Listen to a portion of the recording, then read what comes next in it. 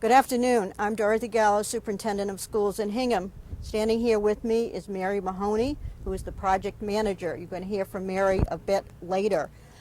We're standing in front of our beautiful new elementary school in Hingham.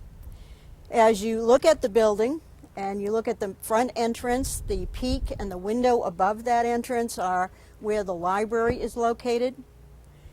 The wing off to my left is the kindergarten wing. There are 5 purpose-built kindergarten classrooms on the first floor and classrooms for upper grades above that. Moving off to my right is a preschool wing. There are 4 purpose-built preschool classrooms there, along with a number of other spaces that meet the needs of preschool students for the different therapies and small group activities that they have. And at the very far end of the building on my right, there is another parent drop-off area for preschool students, some of whom come with their parents and are dropped off there, and others who arrive to school in vans. I'm actually standing in the area that is the bus loop, and in front of me is a parent drop-off loop, and these two are separate as they are in some of our other school buildings. As you enter the school, on either side there are office spaces, and there will be a security area. Typical with our other schools, we will have a single door access during the school day, and there will be a buzzer and camera system for entrance. As you can see, the school is brick and block. Above the shingled area, as you look to my left, there will be some use of copper. So it's really a beautiful school. We anticipate opening it in September, and we're very excited. It's the only new school in Hingham since about 1968. We're now at the rear of the building, and I'm standing in an area that will be an access road that surrounds the whole building, one that will be closed off during the day for student safety.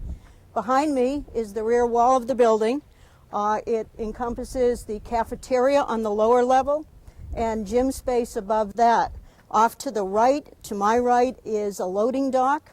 And I'm going to have Mary Mahoney talk to you about the solar panels, the blue panels that are on that wall, and how they will work. Continuing with the outline from Dr. Gallo's presentation, we're standing at the back of the gymnasium and cafetorium. The blue panel wall system you're looking at is the solar wall for that area. It is one of several green features in the building. The building itself has been located on the site to maximize its location to the sun position during the day and wind across the site.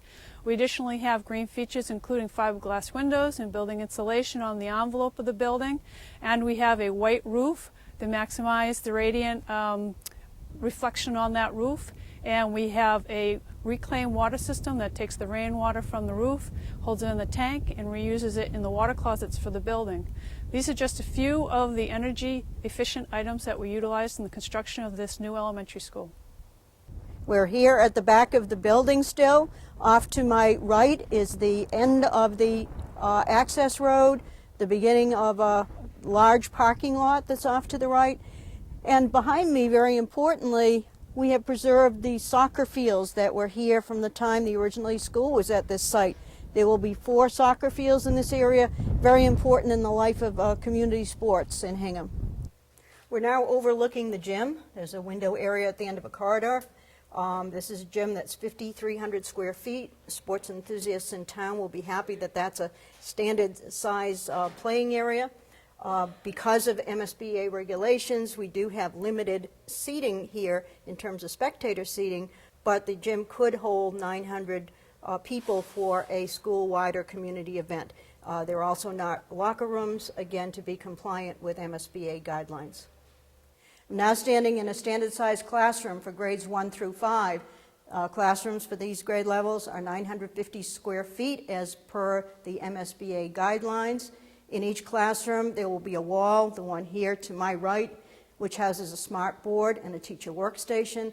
As well, in every classroom, there will be storage cabinets and bookshelves, an area for student computers, and you'll notice also there's an absence of the typical univentilator that often sits on the window wall, and that allows us maximum square feet. Those unit ventilators are in the ceiling in these rooms.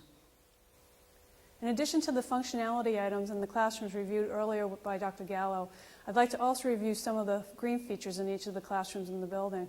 On the outside window walls, we'll include some light shades and sunshades to reduce the amount of solar load in each of the classroom facilities. Additionally, we'll have occupancy sensors in each classroom, which will not only regulate the lights turning on and off when people are in the classroom, but also regulate the air coming into the facility based on the occupancy of that room and the heating units.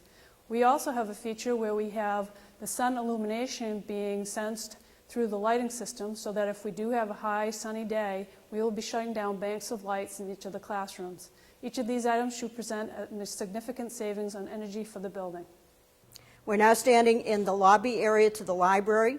Immediately behind me is an atrium, which brings light in from the roof all the way down to the first floor.